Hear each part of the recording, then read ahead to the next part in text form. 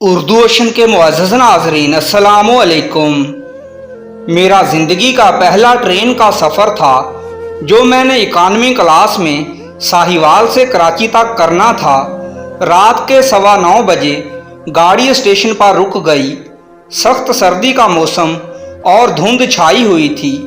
जैसे ही मैं डब्बे में दाखिल हुआ तो मुझे एहसास हुआ कि ट्रेन में रश बहुत ज़्यादा है। खैर मेरे पास मुकम्मल बर्थ की बुकिंग मौजूद थी। मैं रश में से जगह बनाता हुआ जब अपनी बर्थ पर पहुंचा तो वहां पहले ही से कोई फैमिली बैठी हुई थी। एक उधेड़ उम्र औरत, साथ 2 जवान लड़कियां और एक छोटा लड़का जिसकी उम्र बामुश्किल 8-9 साल रही होगी। मैंने औरत से कहा कि आंटी मेरी सीट खाली कर दें, मैंने बुक करवाई हुई है।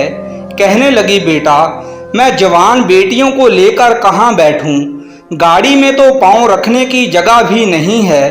दोनों लड़कियां जो शायद उस औरत की बेटियां थीं उम्मीद तलब नज़रों से मुझे देख रही थीं। मेरे दिल में हमेशा की तरह रहम आ गया और मैं उनके छोटे भाई के साथ सिमट कर बैठ गया। गाड़ी चल पड़ी और रफ्तार पकड़ने लगी। साथ ही सर्द हवा जिस्म से टकराने लगी। मैंने बैग खोला और गर्म चादर निकालकर जिस्म पर ओढ़ ली और अपने मोबाइल में गुम हो गया। मुझे बार बार ऐसा महसूस हो रहा था एक लड़की मेरे चेहरे को मुसलसल देख रही है, लेकिन मेरी हिम्मत नहीं हो रही थी कि गर्दन मोड़कर उसकी तरफ देखूं। मैं तो ये सोचकर परेशान हो रहा था इतना लंबा सफ़र बैठकर कैसे कटेगा। थोड़ी देर बाद उस औरत ने दोनों बर्थ के दरमियान फर्श पर कपड़ा बिछाया और लेटकर कंबल ओढ़ लिया और छोटा लड़का भी उस खातून के साथ ही लेटकर सो गया। अब बर्थ पर मेरे साथ दोनों लड़कियां ही रह गई थीं। एक लड़की ने मुझे कहा कि आप लेट जाएं, हम आपके पाँव वाली तरफ बैठ जाती हैं। मैंने बैग सर के नीचे रखा और चादर खींचकर नींद दराज हो गया। थोड़ी देर बाद मुझे ऐसा लगा कि एक लड़की का जिस्म मेरे पाँव से छू रहा है। मैंने पाँव थोड़े पीछे कर लिए, लेकिन चंद मिनट बाद ही उसका जिस्म मेरे पैर से रगड़ खाने लगा। मैं समझ गया कि लड़की जानबूझकर ऐसा कर रही है। मैं खामोशी से लेटा रहा। फिर मैंने चादर से थोड़ा बाहर झांका तो मुझे मालूम हुआ कि डब्बे में लाइट बंद है। अंधेरा इतना कि हाथ को हाथ सुझाई नहीं दे रहा था और लड़की उसी अंधेरे का फ़ायदा उठाना चाह रही थी। मेरी नीयत में भी शैतान ने फतूर डालना शुरू कर दिया था। मैंने सोचा अगर वो खुद चलकर मेरे पास आ रही है तो मुझे क्या एतराज़ है। मैंने भी तो उन पर एहसान करके अपनी सीट पर बिठाया है। यही बात सोचकर मैंने अपना पाँव उठाया और उसकी गोद में रख दिया। वो अपने हाथों की उंगलियों से मेरे पाँव के साथ खेलने लगी। मेरे जिस्म में एक अनोखा एहसास जाग रहा था। अब तो मुझे पूरा यकीन था कि वो मेरे साथ मुकम्मल तावन करेगी। थोड़ी देर गुजरी तो मैंने उसको बाजू से पकड़कर खींचा और अपने ऊपर गिरा लिया। वो भी इसी इंतज़ार में थी। मेरे साथ लेटकर वो बहुत मज़े मज़े की बातें करती रही।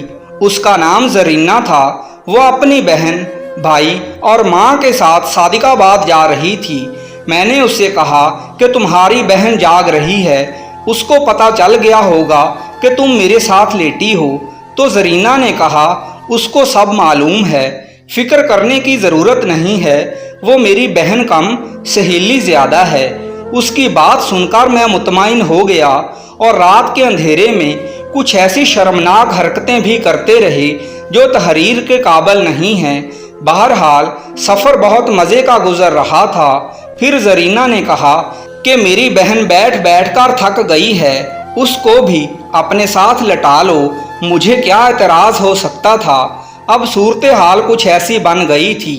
मेरे एक तरफ जरीना और दूसरी तरफ उसकी बहन लेटी हुई थी। मैं बामुश्किल ही लेट पा रहा था, लेकिन सूरत हाल ऐसी थी कि सब कुछ बहुत दिल फरेब लग रहा था। दोनों बहनें बहुत देर तक मुझसे छेड़छाड़ करती रहीं और मैं खुद को खुशकिस्मत समझ रहा था। पता ही नहीं चला रात के किस पहर मेरी आंख लग गई اور میں گہری نیند سو گیا۔ خواب میں بھی دونوں بہنیں میرے ساتھ شرارتیں کرتی رہیں، کبھی میری پینٹ کی جیب میں ہاتھ ڈال دیتی اور کبھی مجھے چٹکیاں کاٹنے لگتی۔ ایسے ہی سفر کٹتا رہا اور صبح دن کے اجالے میں میری آنکھ کھلی تو ٹرین سندھ میں داخل ہو چکی تھی۔ میں آنکھیں ملتا ہوا اٹھ بیٹھا۔ وہ ساری فیملی اپنے مطلوبہ اسٹیشن پر پیچھے ہی کہیں اتر چکی تھی۔ رات والی باتیں سوچ کر میرے ہونٹوں پر مسکراہٹ دوڑ گئی۔ مجھے زرینہ اور اس کی بہن یاد آ گئی، جنہوں نے میرے سفر کو خوشگوار بنا ڈالا تھا۔ میں نے ٹائم دیکھنے کے لیے جیب میں ہاتھ ڈال کر موبائل باہر نکالنا چاہا تو میری جیب خالی تھی۔ میں نے جلدی سے دوسری جیب میں ہاتھ ڈالا تو وہ بھی خالی، میرا منہ چڑھا رہی تھی۔ میں جلدی سے اٹھ کر بیٹھ گیا اور اپنی چادر اٹھا کر دیکھی تو بھی موبائل موجود نہیں تھا۔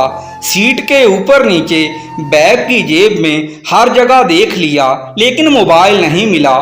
مجھے چھوٹا سا ہارٹ اٹیک آنے لگا کیونکہ میرا موبائل 40,000 کا تھا جو میں نے مشکلوں سے پیسے جمع کر کے خریدا تھا۔ پینٹ کی پچھلی جیب میں ہاتھ ڈالا تو بٹوا غائب تھا۔ دماغ کا فیوز ہی اڑ گیا۔